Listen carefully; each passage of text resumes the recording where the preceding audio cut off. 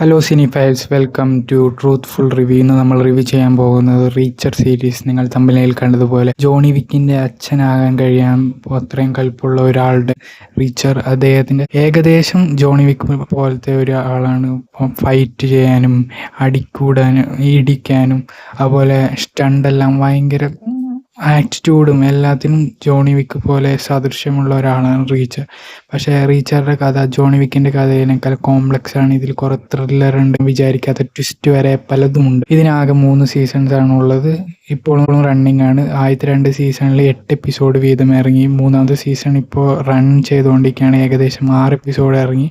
ഇനി അതിൻ്റെ 2 എപ്പിസോഡ് ഇറങ്ങാനുണ്ട്. ഇറങ്ങിയ എപ്പിസോഡുകളെല്ലാം ഒരു രക്ഷയില്ല.